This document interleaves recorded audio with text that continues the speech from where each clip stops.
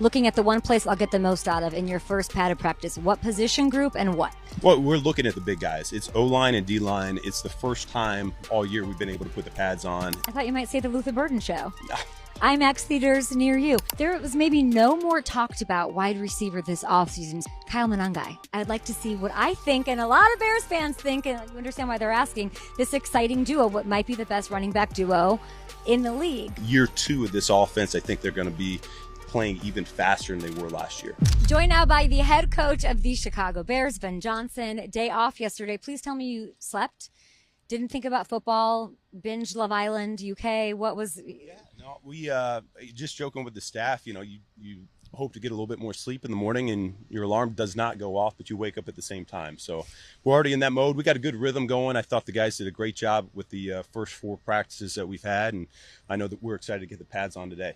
You first padded practice, can't wait to get into it. You're walking out of beautiful, historic, iconic Hallis Hall, and a guy's screaming, "Woo, let's go." What is it? What is that? What is that tone setting at like 6 a.m. or whatever time it is right now in Chicago? Yeah, no, it was good vibes around the place. The guys and gals inside of the building, it's been a joined effort of getting this place ready to go for the fans. And we've had a couple practices so far with the fans. And I think our guys are feeling the energy there as well.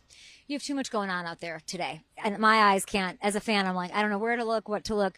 If I was to want the most out of my experience today, with your genius football mind, where are you putting my eyes? If I was the Hard Knocks cams, like if I'm looking at the one place I'll get the most out of in your first padded practice, what position group and what? Well, we're looking at the big guys. It's O-line and D-line. It's the first time all year we've been able to put the pads on. And so you go through OTAs and you really can't make any judgments. And so we'll see a lot of competition come out. We got one-on-ones going on first thing once we get lubed up and ready to go. And I think it's going to be a lot of fun. I thought you might say the Luther Burden Show.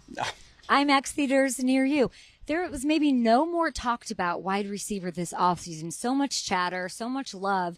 And then I was so interested to see you say, like, I'll buy all his stock. How is he so good that you can't even try to douse the fire about what he's capable of? Well, it's a credit to him and how he's attacked the building ever since he got here. I mean, he's done a phenomenal job of being, he's supremely motivated. He wants to be the best. And you see that competitive nature come out every time he hits the grass. And so I think that's a big part of it. I think we have a number of guys that are like that as well. Colston Loveland, Roma Dunze. So when you look at the fact that we only have one football and you see these guys competing for target share, I think it's really cool right now.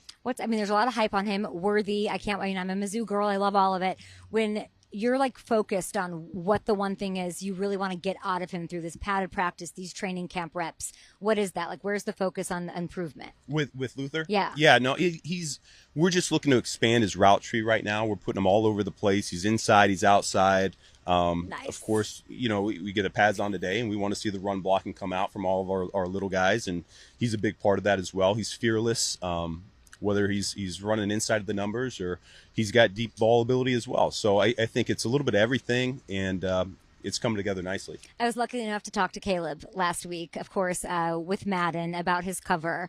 We talked about you, how I was like, you didn't text him and tell him, and he goes, no, of course not. Like, because you're doing your thing, you're focused on other things. But I know you played Madden growing up. I know that you wanted to pick the bad teams to build up, all those things.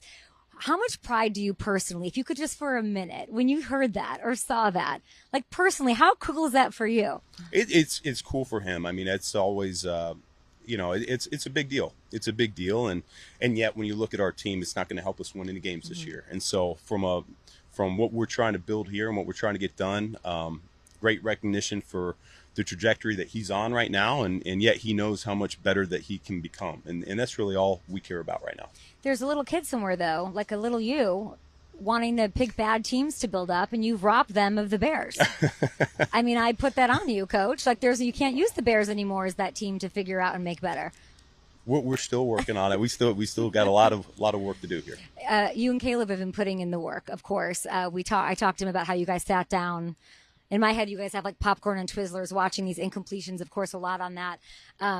How do you two know? I feel like you two are like foot on the gas, just as humans, right?